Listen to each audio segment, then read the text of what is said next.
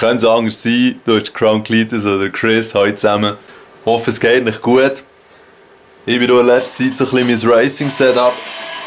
Sorry, schnell. Ein bisschen am Ausprobieren. Ich hoffe, man hört es einigermaßen, was ich hier erzähle. Und bin nach langer Zeit Abstinenz wieder mal beim Flatout Ultimate Carnage gelandet. Und das Lenkrad wird nicht unbedingt optimal unterstützt, aber es funktioniert auf jeden Fall. Und das Game selber finde ich einfach schon hure witzig. So viel Zeug, wie du dann kannst zerbröseln und so.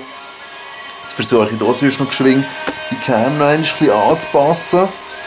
Ja, wenn wir ein bisschen auf den Screen ziehen. Richtige Profi-Aufnahme wieder mal, I know. Ja, aber das Lenkrad wollen wir schon ein bisschen sehen, oder? Vielleicht. Ja, so ein bisschen, ja. Also, und ich habe natürlich wieder mal etwas zu quarzen.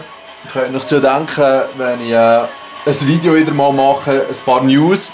Und zwar möchte ich bei der grössten Bombe mal anfangen in diesem Sinn. Gestern ist bekannt worden, dass Microsoft Xbox One jetzt ohne Kinect wird verkaufen. $100 günstiger in Amerika, das heisst auf dem gleichen Preislevel wie PS4.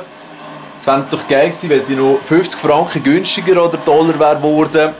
Weil ich meine, ein bisschen weniger Leistung, ein bisschen günstigerer Preis, das würde dann eigentlich gut passen. Ich glaube, der Spielesound wird man gar nicht gross hören. Aber ja, es ist eigentlich ein unerwarteter Schritt, jedoch ist schon... Wow, schön! Ein schöner Start. Jedoch ist der Phil Spencer seit kurzem eigentlich die Xbox-Sparte wieder am Anführen von Microsoft. Die hat ja eigentlich nicht unbedingt so einen klaren Kurs im letzten Jahr gezeigt. Und rein von dem her ist es sicher gut, dass ein Typ, der weiss, was Gamer eigentlich wollen, jetzt wieder vorne an der Spitze ist bei der Xbox-Division. Und macht halt jetzt einfach auch Gebrauch von seiner neuen Macht und tut mal ein paar Sachen ändern. Und klar ist es ein bisschen schade wegen dem Kinect, weil ich brauche das jeden Tag. Ich kann mir nicht vorstellen, ohne das Ding überhaupt noch zu gamen. Und rein von dem her ist es auch ein bisschen unglücklich für die Hersteller von Kinect Games, weil die können jetzt nicht mehr davon ausgehen, dass jeder, der eine Xbox One hat, auch ein Kinect hat. Und ja, es gibt natürlich unglaublich viele gute Kinect-Games auf der Xbox One und generell. Und rein von dem her ist das schon ein Wahnsinnsverlust. Aber es ist natürlich auch gut für die Leute, die nicht so viel Geld haben aufwerfen für eine Xbox One. Die sind vielleicht jetzt Ende ein bisschen lustig gemacht worden. In der Schweiz wird es ja dann im September, glaube ich, rauskommen und dort hoffentlich auch vom neuen Preis und auch im neuen Modell können profitieren. Eben ohne das Kinect.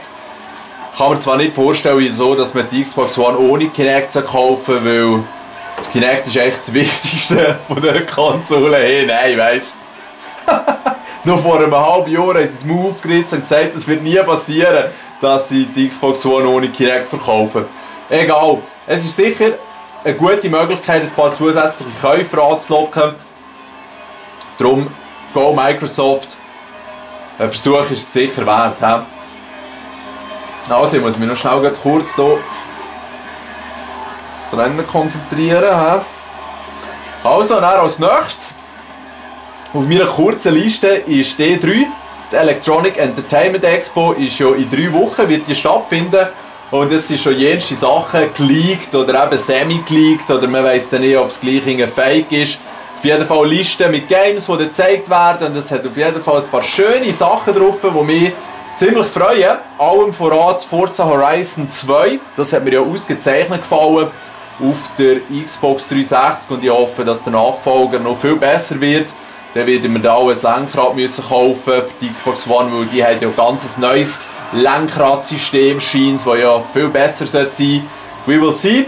Und dann auf der PS4-Seite ist das Drive Club natürlich auch sehr interessant. Auch ein Renngame. Sieht spektakulär aus. Bin sehr gespannt, wie es wird.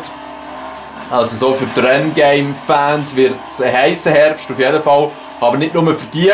Es wird ganz sicher viele spektakuläre Games zu sehen geben auf der E3. Und für die halt einfach, oh, wunderschön rausgespickt. Jetzt muss ich hier echt ein bisschen schauen, dass ich nicht zu fest ins Schwanken komme.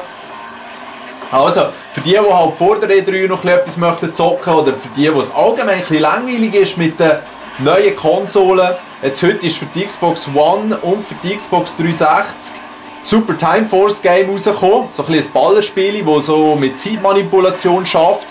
2D ist es, sehr geiler Grafikstil, finde ich. Vielleicht nicht gerade jedermanns und jeder Frau Sache.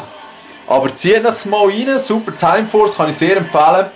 Und auf der PS4 kommt dann nächste Woche das Transistor. Das ist auch so ein bisschen spezielle Grafik, aber ist sehr, sehr Kickstarter-mässig gehypt worden und lässt auch einiges versprechen. Also das ist einfach so ein bisschen für die Arcade-Games. Werft doch mal einen Blick dort drauf. Dann kommt ja schon das Wolfenstein nächstens gerade, wo mich persönlich eigentlich gar nicht interessiert. Und das Watch Dogs dann Ende Monat. Und beim Watch Dogs ist es halt so, dass ich einfach schon sehr viel Negatives gehört habe und dort halt sicher auch mal wieder warten, wie die Reviews werden ausfallen. Eventuell ziehe ich mir das schon noch. Ganz sicher wird auf jeden Fall das Mario Kart 8 näher ins Haus kommen. Ist mit besten Wertungen schon gesegnet worden. Und von dem her endlich wieder mal etwas für eine Wii U. Hey, holy moly. Die sollten sich vielleicht auch mal eine andere Preispolitik oder so einfallen. Apropos Nintendo, da gibt es eigentlich nur zu erwähnen, dass halt einfach von einem neuen Zelda gemunkelt wird, in der Hoffnung, dass es so ein erwachsenes Zelda werden könnte. Man kann gespannt sein. Man kann wirklich gespannt sein. Sehr gespannt bin ich auch aufs Destiny. Das kommt ja auch im Herbst raus. Auf allen Plattformen, aber so ein bisschen speziell entwickelt für PS4 scheint es, wird sich zeigen. Die Xbox hat ja eben schon ein bisschen verloren, finde ich, weil jetzt auch beim Watch Dogs ist die Auflösung definitiv wieder tiefer als auf der PS4. Und auch wenn das nicht unbedingt einen wahnsinnigen Unterschied macht, ja, es war eben schon noch spässig für das Ding, auch wenn das Kinect dabei war, mehr zu zahlen als für PS4, das haben sie jetzt korrigiert zum Glück. Aber gleich noch immer weniger Leistung zu haben, das ist schon ein bisschen schade. Aber es wird auf jeden Fall genug geile Games geben, wo ein Xbox, 360, Xbox One Kauf auf jeden Fall rechtfertigen. Sunset Overdrive, wenn ihr von dem schon gehört habt, das richtig abgefahrenes Third-Person-Ballerspiel. Und auch sonst hat Microsoft, glaube ich, noch einige heisse Eisen im Feuer. Sie haben scheinbar auch ein neues Studio jetzt aufgemacht. Das neues Crackdown wird eventuell nächstes Jahr aus dem Boden gestampft. Und darum, die sich eine Xbox One gezogen haben, das ist auch voll easy. Es gibt genug coole Exklusivtitel. Die wird es halt auf der PS4 auch geben, gerade mit dem Uncharted 4, wo scheint unglaublich so aussehen. Ja, auf beiden Fronten schöne Sachen. Wer jetzt rein auf Grafikpower setzen will, der muss sich eine PS4 holen. Hey, nein, die wird schön eingeklemmt, die Mähren. Also, weil die Xbox One wird never ever das können bringen, was PS4 bringt. Und ich weiss, die Konsolen sind noch nicht lange draussen, aber die Unterschiede sind jetzt schon so markant teilweise. Und natürlich beklagen wir uns hier auf einem sehr hohen Level, aber PS4 hat einfach viel mehr Pfupf.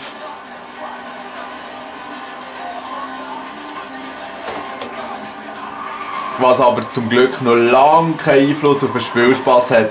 Hier haben wir zum Beispiel das Flatout Ultimate Carnage, ein Game, das mittlerweile Jahre auf dem Buckel hat.